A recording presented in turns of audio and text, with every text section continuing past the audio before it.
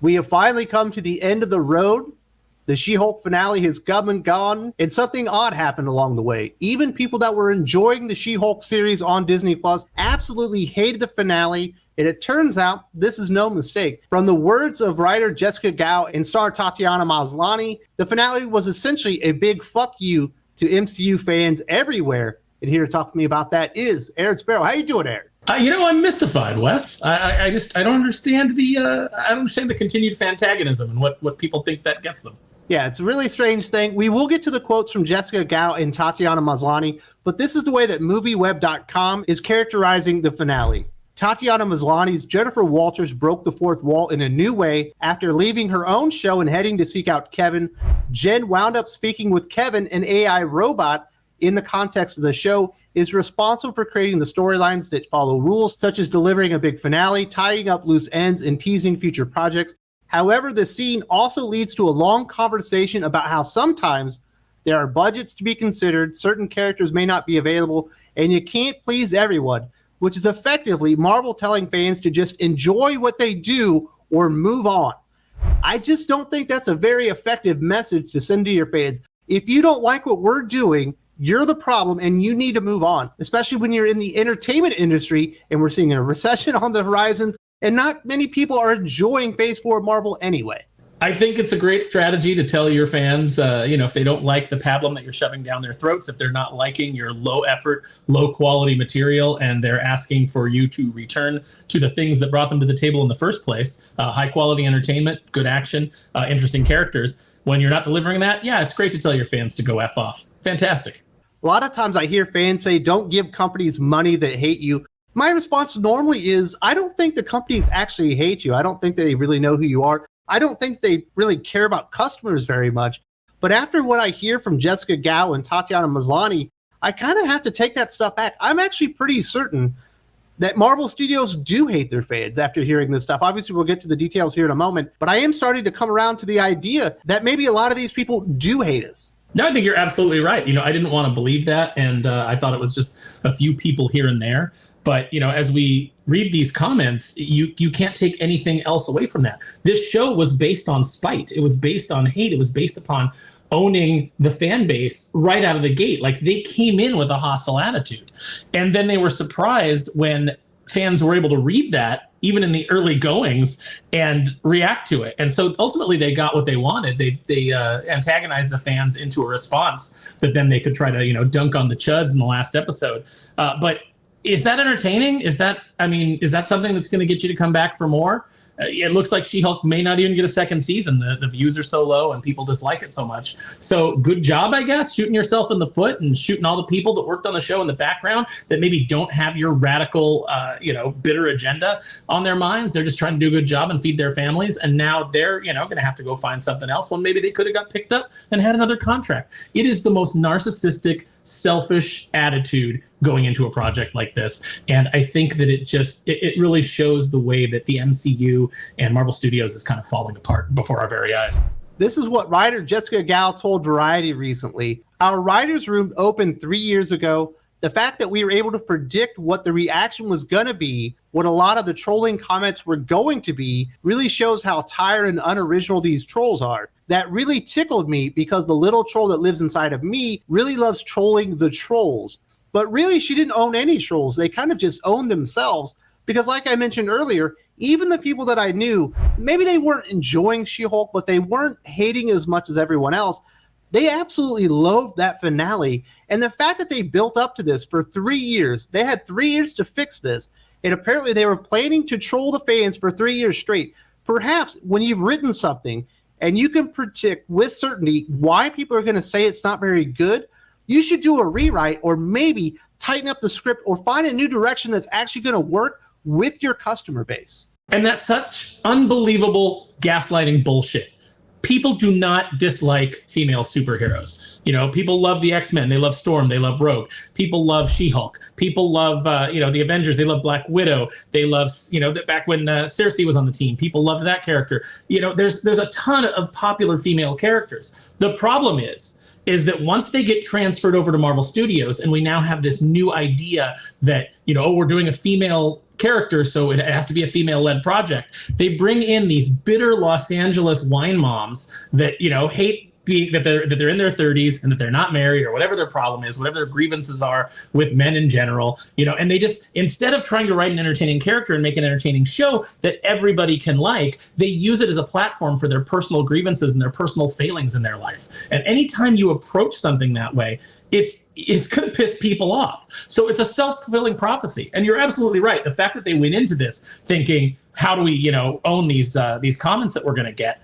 Well, maybe instead of trying to own the trolls that are going to object to things you put in your show, maybe you look at those things and you say, hey, the things we're putting into these shows aren't popular, so let's course correct and let's just do an entertaining show about a fun woman who's trying to balance her life between being a superhero, a reluctant superhero, and a lawyer. And maybe we bring in some people who can actually write a legal drama, which is another thing that this show failed at. And they openly admitted they set out to write a legal drama and then realized none of their writers could do that. That's a failing on your part. That's not a failing on the fans' part. You would hope, knowing 3 years out what they were writing wasn't going to be all that well accepted by the audience that they have with the MCU. And back then, the MCU was pretty popular. People weren't exactly shouting from the rooftops about the quality of the MCU, other than maybe like Captain Marvel. Maybe they could have subverted expectations, actually tried to deliver a superhero show, and they wouldn't be getting this. It's really hard to feel bad for Jessica Gao, Tatiana Maslany, and all the people associated with She-Hulk once you find out this was all by design, that they were trying to piss you off, and they had been planning on doing it for 3 years. It's really unbelievable. I saw Tatiana Maslany refer to Jessica Gao as a genius, and I thought, wow, what a low bar we're setting for genius these days. You came onto the show, you didn't know how to write a superhero show, you didn't know how to write a legal drama, so instead you just wrote yourself as the character. I'm so tired of that. It's like, I've written a lot of things. Never once have I written myself as the character. Why would anyone want to read about me? They want to read about exciting heroes and, doing exciting things and adventure and, all those things that you're supposed to channel as a writer and give to the audience. And we got none of that. What we got was a bunch of first world, third wave feminist grievances attached to Jen Walters. And what a disservice to such a popular character. What a disservice to the MCU. And ultimately, what a disservice to the paying customers, all to satisfy one woman's ego. Originally I thought the big loser in all this were the fans, since they basically had been provoked and attacked by Jessica Gao and the writers there.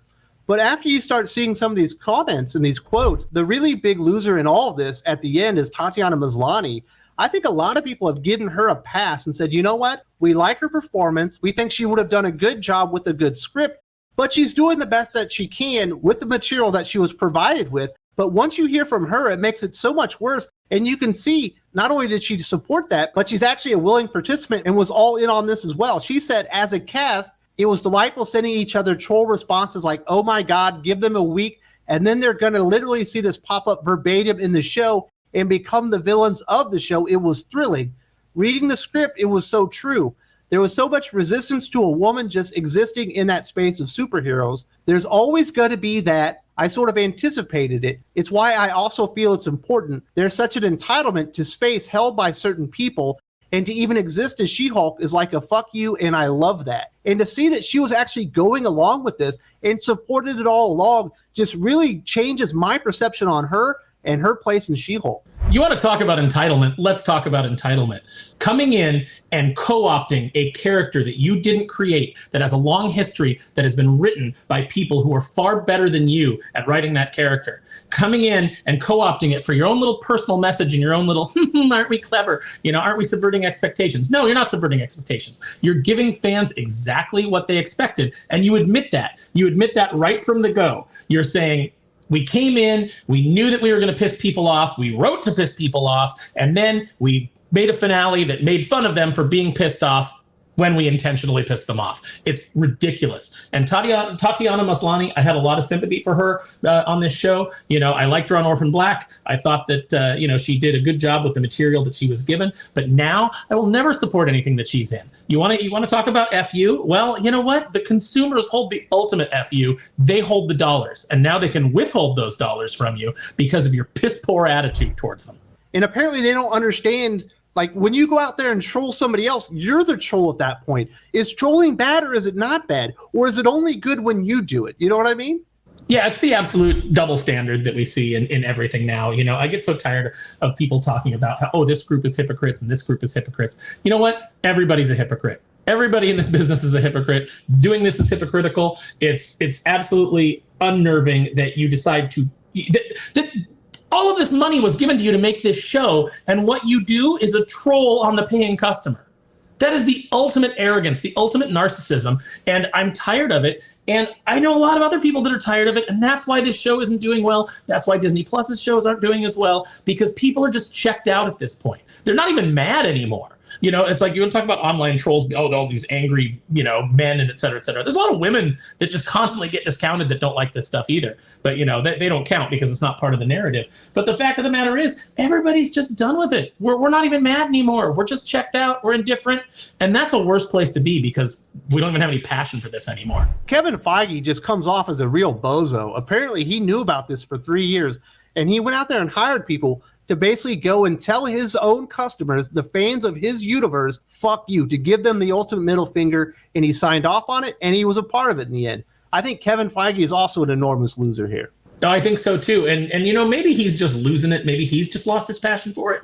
He's been doing it for over 10 years. You know, the amount of pressure that's on him with these billion-dollar properties must be, you know, just unbelievable. And maybe he's just mentally checked out. Maybe he's burnt out. But to allow this, you know, you have to lay it on his doorstep. You have to say, what the hell are you doing? What are you doing with this money that you've been given? If you're burnt out, leave. It's the same way I feel about Marvel Comics. You know, when you see Tom Brevoort posting that, you know, he doesn't even know how he gets up in the morning some days and he just wants his life to end. When he's actually like tweeting that out in the public, maybe you need to change your life.